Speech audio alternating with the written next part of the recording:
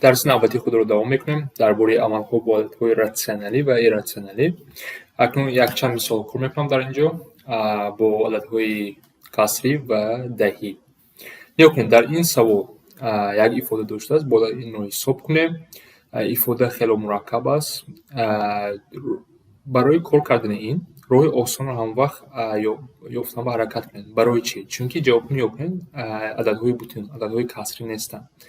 برای همین جایی نگاه میکنین سرعت اینها رو من ساده میکنم، ضرب میکنم، جمع میکنم و مخرج عمومی میتونم بعد کار میکنم، بعد ساده میکنم. وقتی بسیار کار کرده میشه، لیکن وقتی بسیار میگیرد.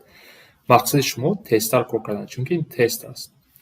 یعنی ما چی میگفتنیم؟ مثلا 15 ضرب 3 این چند است؟ 45. جمع 60 تقسیم 5 مینوسی هر دو اینو ضرب 63 تقسیم 7.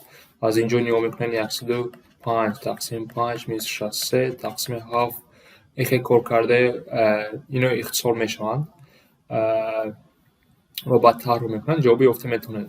لیکن پس ساده کردن راه آسان هم هست. راه آسان چی است؟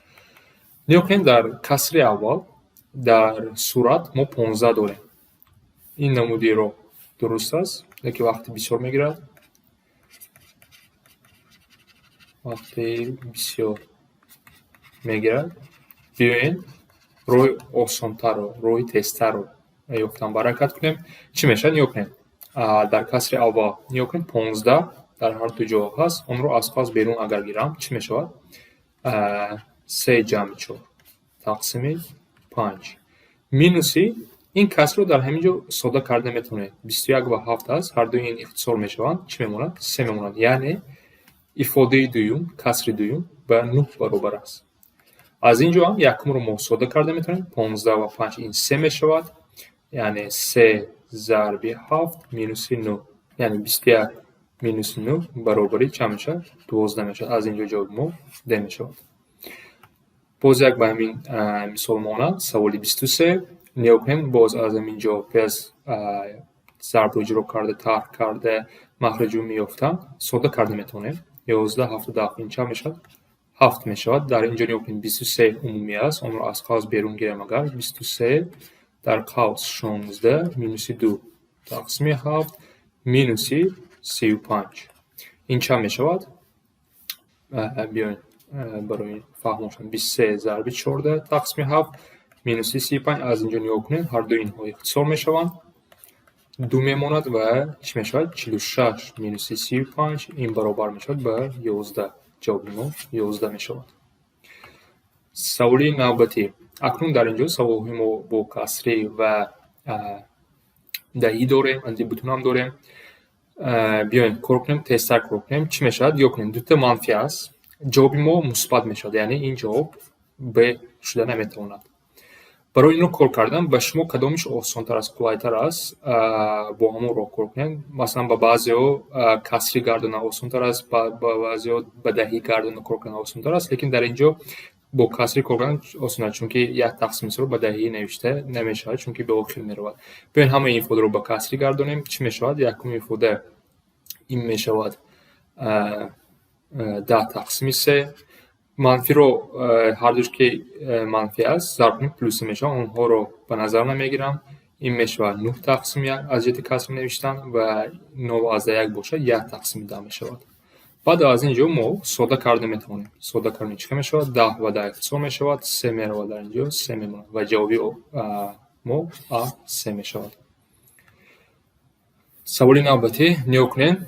3 عدد دارم در اینجا منفی یکی از آنها، یعنی جوابی ما منفی می شود و از اینجا معلوم میشد که هر دو این جواب شده نمیتونن. بیاین به کسری گردانیم. چی میشود؟ این 15 تقسیم 7 ضربی که من جواب منفی میدونم، مینوس نوشتن شرط نیست، 14 تقسیم 1 ضربی 0 از 5 باشه 5 تقسیم 10 یا اینکه 1 تقسیم 2 هم نوشته میتونه. و بعد اینجا اختصار میکنیم. 7 2 14 اختصار میشوند و جواب ما 15 میماند و ما میدونیم که جواب ما منفی باید شد، مینوس 15، یعنی جواب ما هم میشود. دوام میکنیم. اکنون در اینجا کسری نگاه کنید چه کار کرده میتونیم. در درون قوس مخرج 3 است، در بیرون 5 است. ما اینو چیکار کنیم میتونیم؟ شما میتونید با کسر همه کار کنیم، چون کسر دهی گردان شرط نیست که جواب با از دهی داده شده است.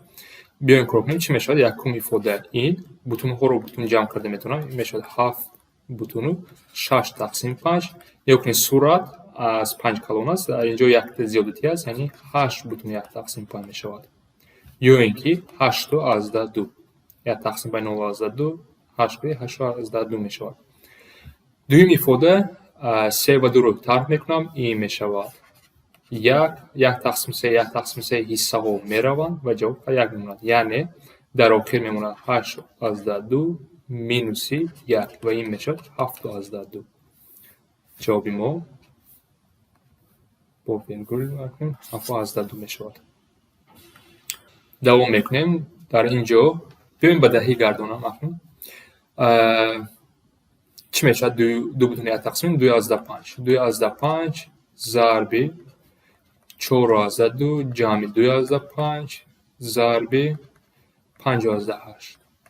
یعنی برای این مثال کار کردن روی آسان هم هست. یعنی شما شرط نیست 2 از 5 ضرب 4 از 2 کنیم. وقتی بسیار میگیرد دویم ایفاده برای این روی آسان تر است. روی آسان چی است؟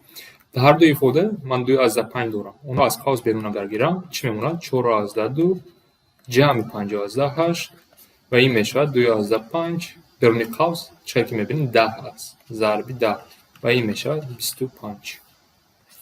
جواب ما به میشود